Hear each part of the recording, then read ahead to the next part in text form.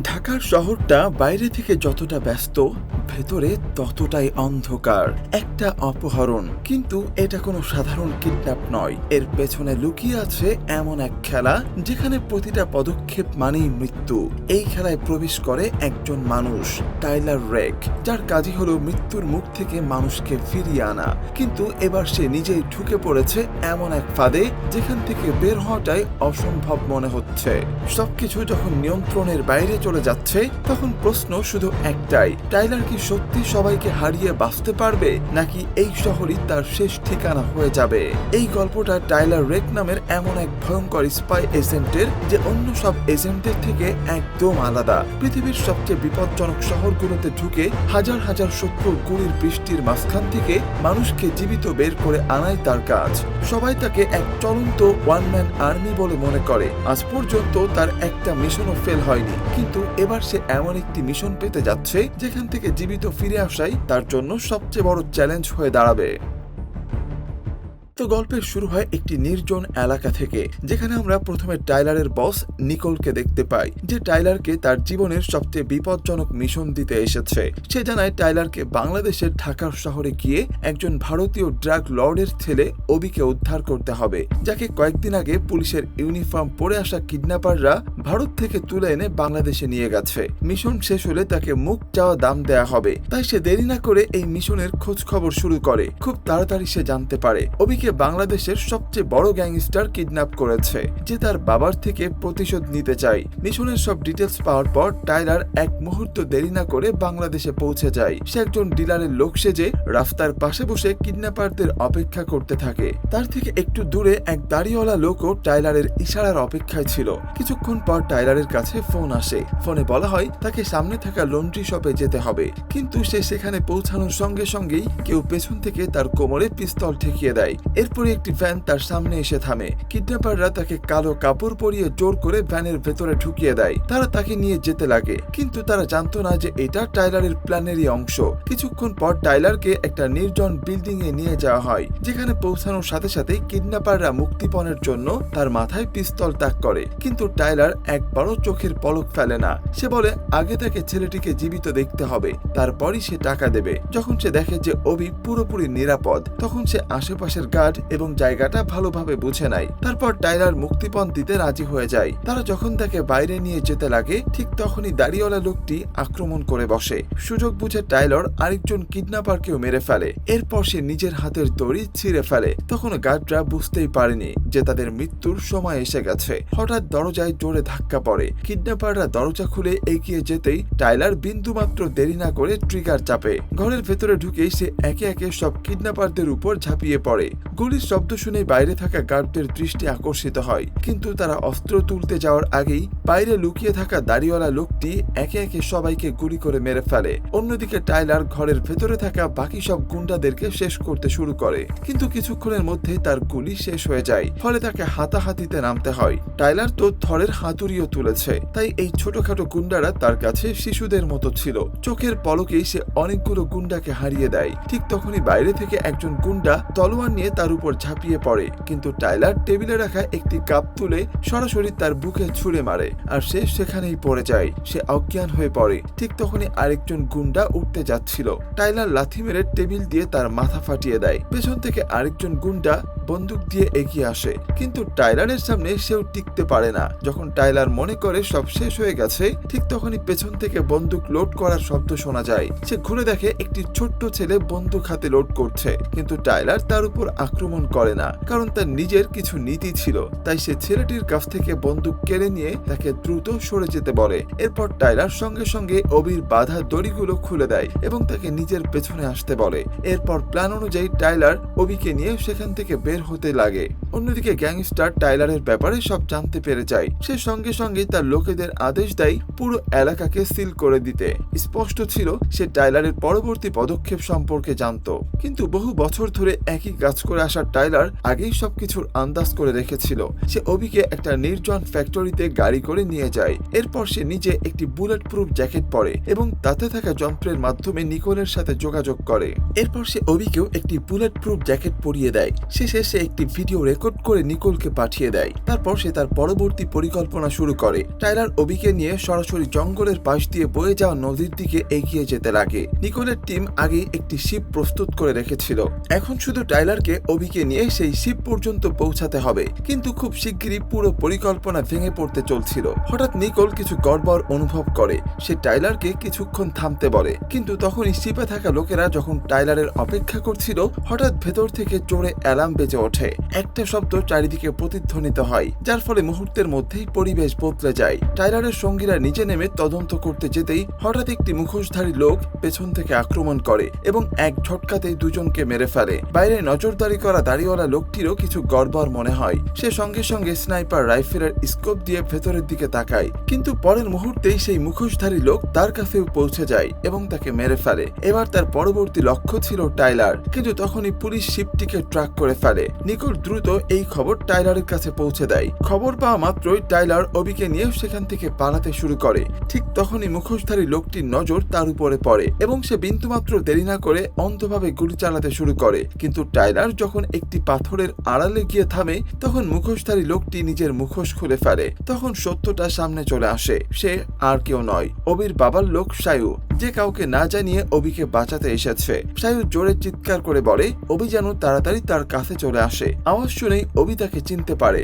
কিন্তু অবি যখন তার দিকে যেতে চাচ্ছিল, তখনই টাইলার তাকে ধরে থামিয়ে দেয়। এর পেছনে দুটি কারণ ছিল। প্রথমত, অবি এখন তার জন্য একটি মূল্যবান পুরস্কার, আর দ্বিতীয়ত সে চাইছিল না যে যাকে সে মৃত্যুর মুখ থেকে বের করে এনেছে সে আবার নতুন করে বিপদে পড়ুক। তাই টাইলার দেরি না করে একটি গ্রেনেড ছুড়ে মারে, যার ফলে সায়ুর দৃষ্টি কিছুক্ষণের জন্য ঝাপসা হয়ে যায়। এই সুযোগ কাজে লাগিয়ে সে অবিকে নিয়ে দৌড়ে পালায় এবং আবার সেই ফ্যাক্টরির কাছাকাছি পৌঁছে যায়। সেখানে গিয়ে তারা দ্রুত একটি গাড়ি নিয়ে নেয় এবং কোনো দেরি না করে দ্রুত গতিতে পালাতে শুরু করে। কিন্তু কিছু দূরে যেতেই সামনে হঠাৎ দুটি পুলিশের গাড়ি এসে রাস্তা আটকে দাঁড়িয়ে যায়। টাইলার সঙ্গে সঙ্গেই গাড়ি রিভার্স করে দ্রুত পিছিয়ে গিয়ে গাড়িটিকে ঘুরিয়ে অন্যদিকে চালিয়ে দেয়। এদিকে সায়ু তাদের পিছু নিতে নিতে সেখানে পৌঁছে যায়। টাইলারকে দেখে সে একটি পুলিশের গাড়ি ছিনিয়ে নেয় এবং তাদের ধাওয়া করা শুরু করে। ঠিক তখনই সুযোগ পেয়ে অবি গাড়ি থেকে নেমে সায়ুর কাছে যাওয়ার চেষ্টা করছিল, কিন্তু টাইলার তাকে থামিয়ে বলে তার বাবা তাকে বাঁচানোর জন্য টাকা দিয়েছে, আর এখন হঠাৎ তাদের লোকের এভাবে সামনে চলে আসা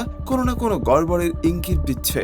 সে ইঙ্গিত করছিল তার সন্দেহ হয় যে হয়তো তার বাবাই তাকে ধোঁকা দিয়েছে এবং এমনকি পুলিশ ও কিডন্যাপারদের সাথে মিলে গেছে। তাই টাইলার নিকোলের বলা পথে গাড়ি ঘুরিয়ে সেখান থেকে বের হওয়ার চেষ্টা করতে লাগে, কিন্তু পিছনে পুলিশের গাড়ি ক্রমাগত বাড়তেই থাকছিল এবং তারা বারবার তার গাড়িকে ধাক্কা মারছিল। এদিকে সায়ু পুলিশদের দিকেই গুলি চালানো শুরু করে এবং একে একে পিছনে গাড়িগুলোকে থামিয়ে দেয়। কিন্তু টাইলারের জন্য পরিস্থিতি আরো খারাপ হয়ে যায়, কারণ সামনে আগেই পুলিশ রাস্তা ব্লক করে রেখেছিল। এখন সে চারিদিক থেকেই ঘিরে পড়েছিল।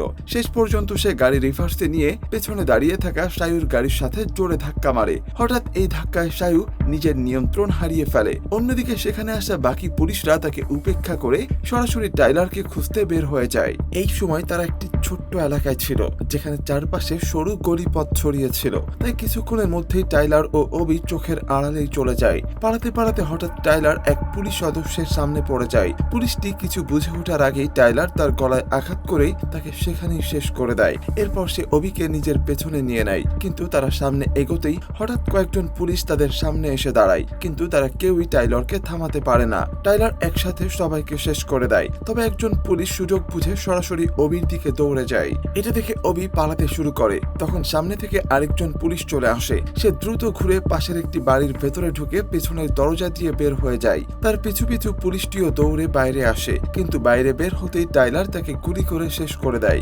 এরপর টাইলার অবিকে নিয়ে আবার সেখান থেকে বের হতে লাগে, কিন্তু ঠিক তখনই সামনে আরো চারজন পুলিশ এসে দাঁড়ায়। টাইলার কভার নিয়ে তাদেরকেও মেরে ফেলে। এরপর সে নিচের দিকে তাকিয়ে বুঝতে পারে যে পুলিশ তাদের চারিদিক থেকে ঘিরে ফেলেছে। এটা দেখে সে দ্রুত অবিকে নিয়ে তাদের দিকে দিকে দৌড়ায়, কিন্তু উপরে পৌঁছে দেখে আকাশে হেলিকপ্টারে নজর রাখছে, তাই তারা সঙ্গে সঙ্গে আবার নিচে নামতে লাগে। কিন্তু তারা যখন দ্বিতীয় তলায় পৌঁছায় তখন হঠাৎ সায়ু আবার তাদের সামনে এসে দাঁড়ায়। এতে দুজনের মধ্যে ভয়ঙ্কর লড়াই শুরু হয়ে যায় এবং লড়তে লড়তে তারা দুজনেই উপর থেকে নিচে পড়ে যায়। উঠেই তারা আবার একে অপরের সাথে লড়াই শুরু করে। আশেপাশে দাঁড়িয়ে থাকা লোকজন এই লড়াই এমন ভাবে দেখছিল যেন এটা তাদের জন্য নতুন কিছু নয়। এর মধ্যে টাইলার ধীরে ধীরে সায়ুর উপর প্রভাব বিস্তার করতে লাগে, কিন্তু হঠাৎই একটি গাড়ি এসে হাজির হয়। টাইলারকে পড়ে যেতে দেখে সায়ু দ্রুত উঠে দাঁড়ায় এবং মাটি থেকে বন্দুক তুলে টাইলারকে শেষ করার জন্য এগিয়ে যেতে যায়। ঠিক তখনই সে অবির চিৎকার শোনা যায়, আর সে সঙ্গে সঙ্গে সেই আওয়াজের দিকে ঘুরে যায়। সেখানে গিয়ে সে দেখে কয়েকজন পুলিশ অবিকে ধরে নিয়ে যাচ্ছে। সে এক মুহূর্ত দেরি না করে সেই সব পুলিশকে মেরে ফেলে এবং তারপর অবিকে তুলে নিয়ে সেখান থেকে বের হতে যায়। কিন্তু সে মোড়ের কাছে পৌঁছাতেই টাইলার ট্রাক দিয়ে তাকে ধাক্কা মেরে দেয়। এরপর সে দ্রুত অবিকে ট্রাকে তুলে নেয় এবং দুজনেই দ্রুত সেখান থেকে পালিয়ে যায়। কিন্তু আকাশে উঠতে থাকা হেলিকপ্টার তাদের পিছুই ছাড়ছিল না। তারা যখন ব্রিজের নিচে পৌঁছাতে যাচ্ছিল তখনই টাইলার হঠাৎ একটা সিদ্ধান্ত নেয়। সে চলন্ত ট্রাক থেকে অবিকে নিয়ে লাফিয়ে পড়ে। এরপর ট্রাকটি সামনে গিয়ে একটি তেলের ট্যাঙ্কারের সাথে ধাক্কা খেয়ে ভয়ঙ্কর ভাবে বিস্ফোরণ হয়ে উড়ে যায়। সেই বিস্ফোরণ থেকে তৈরি ধোঁয়া হেলিকপ্টারের দৃষ্টি পুরোপুরি আড়াল করে দেয়। এই সুযোগে টাইলার অবিকে নিয়ে সেখান থেকে পালিয়ে যায়। খুব শিগগিরই কর্নেল জানতে পারে যে তারা দুজন এখনো জীবিত আছে। এটা শুনে গ্যাংস্টার তার সব লোককে টাইলারকে মারার জন্য পাঠিয়ে দেয়। অন্যদিকে টাইলার অবিকে নিয়ে একটি পুরনো গার্ডরুমে লুকিয়েছিল, যেখানে অবির সাহায্যে সে নিজের আহত হাতে ব্যান্ডেজ বেঁধে নেয়। ঠিক তখনই তার কাছে নিকোলের ফোন আসে। সে জানায় সায়ু আসলে অবির বাবার লোক এবং এখন তার বাবা টাকা দিতে চাইছে না, তাই সে সায়ুকে পাঠিয়েছে যাতে সে টাইলারের নাকের নিচ থেকে অবিকে ফিরিয়ে নিয়ে যেতে পারে। নিকোল আরো জানায় এই মিশনে টাইলার ছাড়া তার পুরো টিমই মারা গেছে, তাই সে টাইলারকে স্পষ্টভাবে পরামর্শ দেয় অবিকে সেখানে রেখে দিতে, যাতে সে নিজেই সহজে শত্রুদের মাঝ থেকে বের হয়ে যেতে পারে। কিন্তু টাইলার সরাসরি অস্বীকার করে দেয়, কারণ এখন সে ভয়ঙ্কর ভাবে ফেসে গেছে এবং শুধুমাত্র টাকা না পাওয়ার জন্য সে একটি ছোট্ট বাচ্চার জীবন ঝুঁকির মধ্যে ফেলতে পারে না। টাইলারের এই কথা শুনে শেষ পর্যন্ত নিকোল রাজি হয়ে যায়।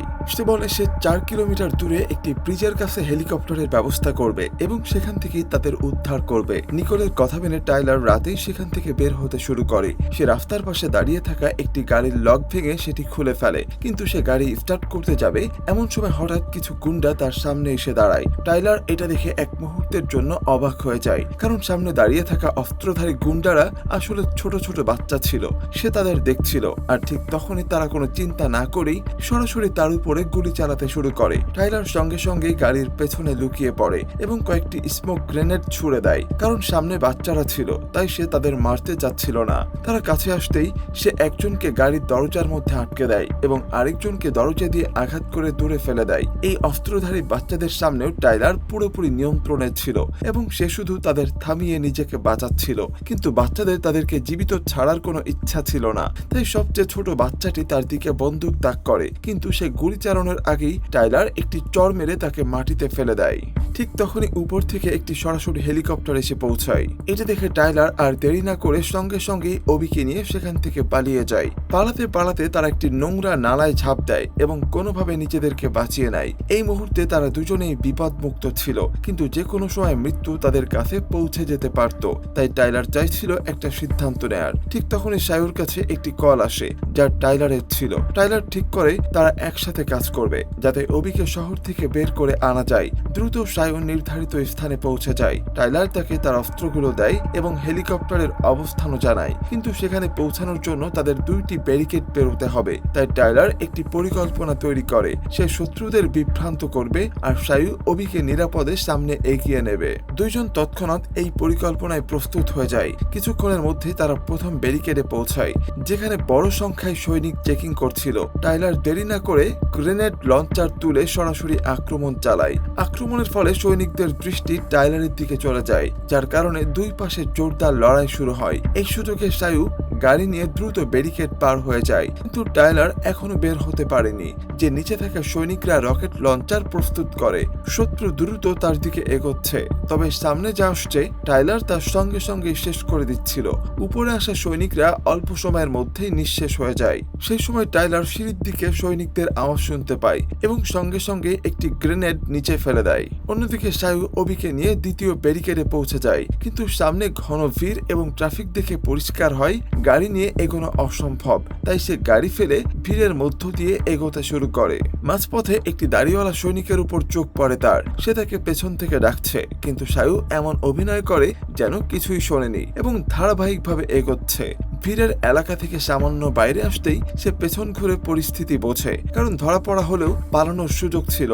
সঙ্গে সঙ্গেই সে সৈনিকদের অবস্থান নজরে নেয় এবং আক্রমণের পুরো পরিকল্পনা মস্তিষ্কে তৈরি করে। যখন অবি তার মাথা থেকে টুপিটা সরায়, হঠাৎ সায়ু বন্দুক বের করে সৈনিকদের উপর আক্রমণ চালায়। গুলির আওয়াজে চারপাশে ভয়াবহ হুলস্থুলু তৈরি হয়। সায়ু অবিকে নিয়ে গাড়ির পেছনে লুকিয়ে যায়। সৈনিকরা দ্রুত তাদের দিকে এগোতে লাগে। তখন সায়ু বের হয়ে সৈনিকদের এগোতে না দিয়ে থামাতে লাগে। সে একে একে অনেক সৈনিককে মেরে ফেলে। এরপর সে একটি গ্রেনেড বের করে এবং উপযুক্ত সময় দেখে সৈনিকদের দিকে ছুড়ে দেয়। বিস্ফোরণের সুযোগ নিয়ে সে দ্রুত অবির কাছে ফিরে যায়।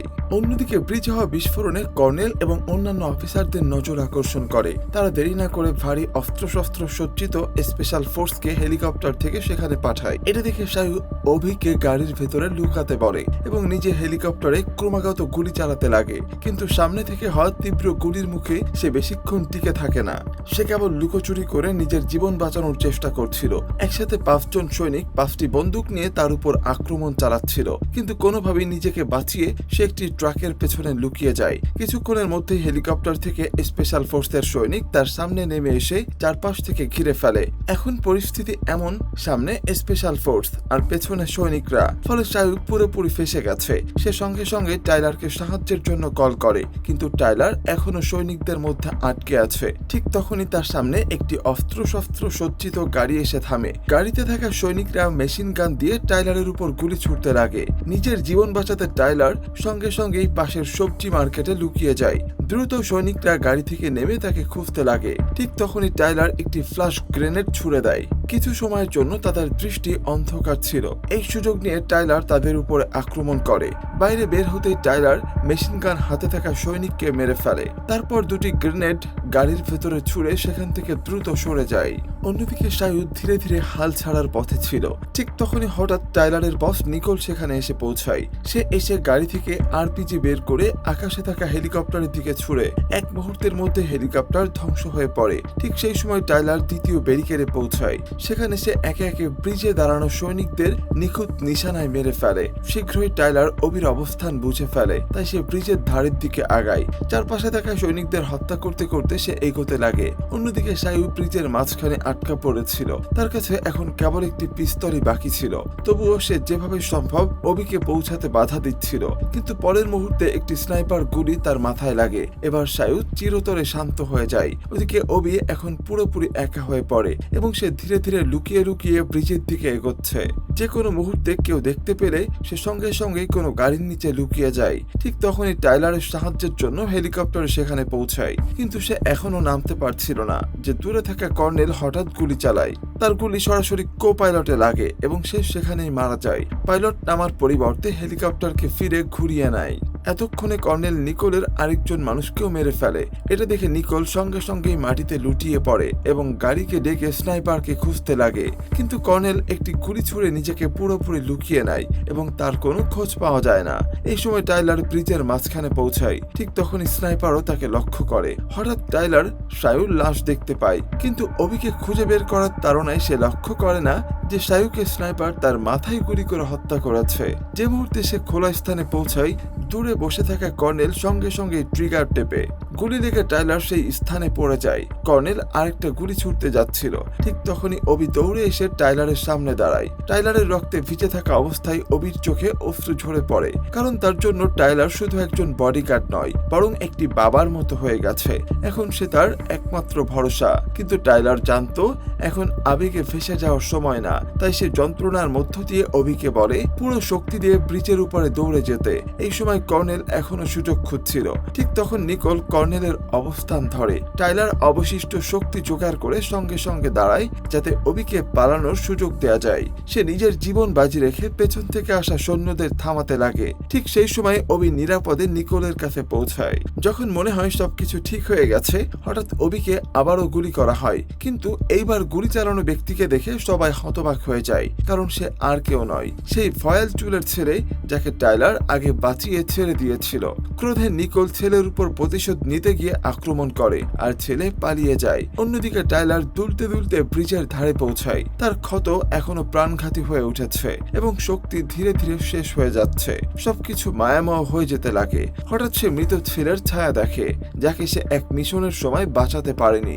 এই অবস্থা দেখে অবি থামতে পারল না, কিন্তু টাইলার কাছে পৌঁছানোর আগেই সে সরাসরি নদীতে পড়ে যায়। 8 মাস পর টাইলারের বস নিকোল একা গ্যাংস্টার এলাকায় প্রবেশ করে এবং সুযোগ পেয়ে যখন আসিফ বাথরুমে প্রবেশ করে, সঙ্গে সঙ্গে তার খেলা শেষ করে দেয়।